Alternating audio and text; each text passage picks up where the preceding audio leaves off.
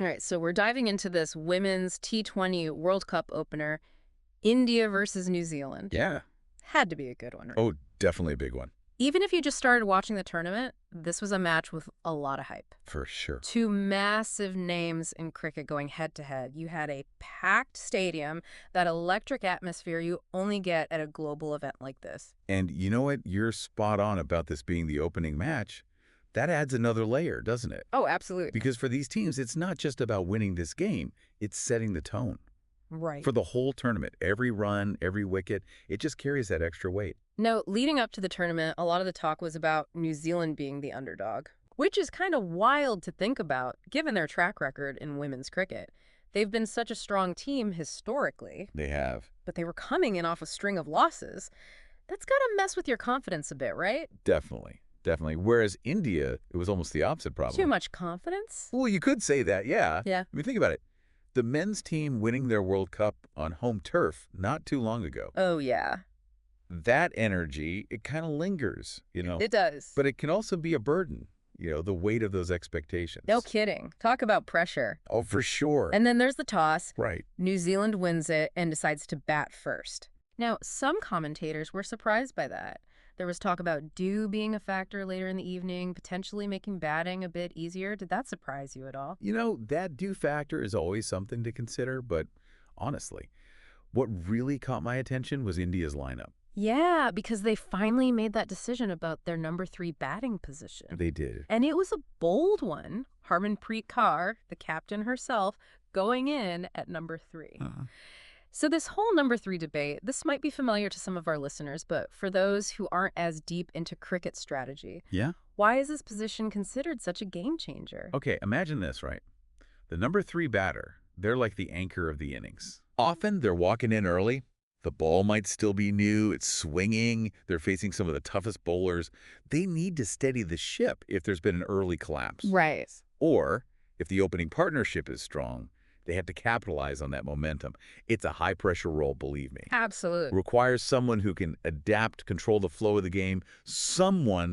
Ideally, someone like the captain. So you've got India's batting order set, New Zealand ready to take their shot. And let me tell you, New Zealand's opening pair, they did not disappoint. Not one bit.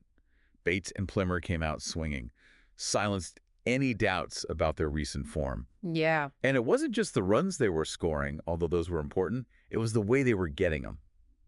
Those confident shots, taking control right from the first over. And India were on the back foot immediately. Straight away. The match report I was reading mentioned some early fielding errors from India. Yeah, I thought. Dropped catches, missed fields, those little things. But those could have been key moments for Absolutely. In T20 cricket, early wickets, they're gold dust. Each one, it's not just the runs on the board. It puts huge psychological pressure on the batter side. You can feel the tension building when those chances went begging. And just when it looked like New Zealand might just run away with it, India managed to break that dangerous opening partnership. They did. But then, in walks Sophie Devine, New Zealand's captain, and she plays what can only be described as a captain's knock. What a knock it was. A gutsy 57 runs, steadied the ship when her team needed her most. And you know what impressed me? Yeah. She did it with such composure. Because let's face it, this wasn't just another innings for Devine. This was her chance to lead by example, silence the doubters, show everyone why she's one of the best in the world. 57 runs off 36 balls. She was in control, picking her moments, attacking the bowling, keeping India on edge. This innings, it wasn't just about the runs. It was about leadership under pressure. So at the end of their 20 overs, New Zealand had set a target of 160 runs. The report I read, they called it a challenging total, but also said that India would have believed they could chase it down. What do you think? Were they just trying to stay positive at that point, or did India really have a shot? Look, 160 in T20, it's a tricky total. It is achievable, especially for a team with India's batting firepower, we know that. But those dropped catches, and Devine's captain's knock, they shift the momentum. Put a bit of doubt in the back of your mind, They were going to have to bat really well to chase that down, that's for sure. And you could feel that pressure right from the start of India's chase. Oh, yeah? Losing Shafali Verma in the very first over. Tough break. Pot out for just 2 runs, that's got to hurt. It's a punch in the gut, for the whole team. You can practically feel the energy drain out of the stadium. Wow. And in T20s, Those early wickets, they're not just about the lost batting opportunity, it's a psychological blow. Forces the team to play catch-up right from the get-go. Yeah, that makes sense. Every batter who comes in knows they need to score, and quickly. It didn't get much easier for India, did it? I mean, you've got Smriti Mandhana and Harmanpreet Kaur, two of their most experienced batters, at the crease. Even with a few boundaries sprinkled in, that required run rate, it was just creeping up with every over. See, and that's where the real pressure of chasing comes into play. It's not just about the runs on the board, it's the ticking clock. Right. That mounting pressure with every dot ball, it can make even the most seasoned batters second-guess themselves. They start taking riskier shots. Which, I mean, that's exactly what seemed to happen, right? Manhana, gone for 12. Harmanpreet, out for 15. The captain, back in the dugout early. That's demoralizing. 100%. Especially in a high-stakes match like this, those are the moments where leadership on the field is absolutely crucial. Someone needs to step up, absorb that pressure, build a partnership to get the innings back on track. And there was a flicker of hope, right? The match report mentioned Richa Ghosh coming in, smashing a few huge sixes. For a moment, it felt like India might just pull off one of those trademark comebacks. Oh, Ghosh's hitting was a sight to see, no doubt about that. But here's the thing about T20 cricket. It's a team sport played by individuals. Gosh, she needed someone at the other end to rotate the strike, give her the time and space to work her magic. Yeah, that makes sense. Unfortunately for India, those partnerships, they just weren't materializing. Speaking of partnerships, there was that controversial moment during India's chase, the one where they thought they had Amelia Kerr run out. Oh, yeah. But then the decision was overturned because of a dead ball. It was a strange one, I'll give you that, even for people who watch a lot of cricket. Basically, a dead ball, it's like a pause in play.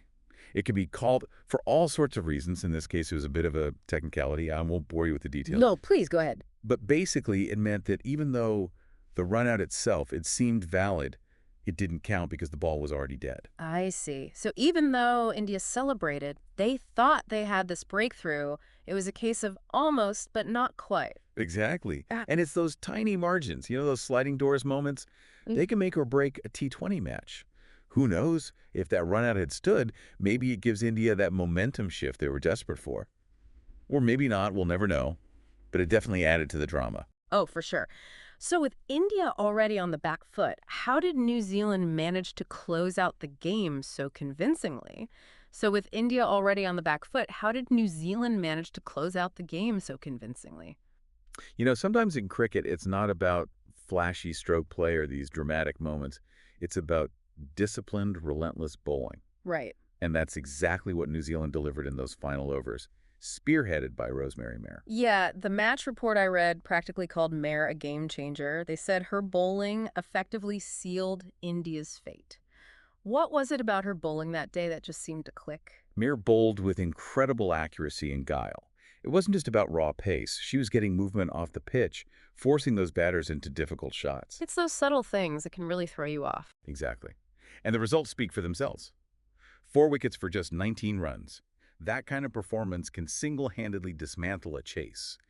India's batters were already feeling the pressure, and they just had no answers for her. So despite a few late flourishes from the lower order, India ended up losing by a massive 58 runs, a crushing defeat in such a crucial opening match. It was a significant loss, no doubt about it. And you're right, the margin of defeat really stings, especially in a tournament where net run rate can be so important. But look, it's early days yet. There's still plenty of time for India to regroup, analyze their mistakes, and come back stronger. They'll have to, because it doesn't get any easier from here, does it? What are some of the key areas you think India really needs to improve on if they want to make a deep run in this tournament? Well, for starters, they need to address those fielding lapses we talked about. In a fast-paced game like T20, those missed catches, those missed fields, they can be so costly. And it's not just about individual skill either. It's about communication, anticipation, trusting your instincts under pressure. Yeah, they did seem a bit hesitant out there in the field, almost like they were overthinking things a little bit. Right. Do you think those high expectations that we talked about earlier, that pressure of being the favorites, do you think that got to them? It's certainly possible. Expectation can be a heavy weight to carry, especially on a global stage like this. India needs to find a way to block out the noise, embrace their role as contenders, and play with the freedom and confidence that we know they're capable of. That makes sense. Now, what about that number 3 conundrum? Do you think Harmanpreet's decision to bat herself in that position, will it pay off in the long run? It did feel like her early dismissal really put India on the back foot when they desperately needed a big innings from their captain. That's the million-dollar question, isn't it? It's a high-risk, high-reward strategy. On the one hand, having your captain at number 3, it can provide stability experience. On the other hand, it might not be the best utilization of Harmanpreet's explosive hitting abilities. It's a decision that will be analyzed and debated throughout the entire tournament. Only time will tell if it was a masterstroke or a misstep. I guess that's what makes tournament cricket so compelling. Every match, every decision has the potential to completely change the course of a team's journey. And speaking of compelling, this deep dive has been absolutely fascinating. I have to admit, I wasn't following the tournament super closely before this, but now I'm hooked. And that's the beauty of sport, isn't it? The unpredictable nature, the ebb and flow of a momentum. You get those moments of brilliance and then those what-ifs that linger long after the final whistle. It's true. This match had it all. Stunning individual performances, a controversial moment or two, and a healthy dose of what could have been for India. Absolutely. And remember, this is just the beginning. India might have stumbled in their opening act, but they are far from out of the running. The question now is, how will they respond? Can they channel this defeat into a source of motivation, make the necessary adjustments, and find that winning formula? I, for one, can't wait to see what unfolds. Me neither. And you can bet we'll be back here on the deep dive to unpack more of the tournament's twists and turns. Until then, may your favorite team bring home the trophy.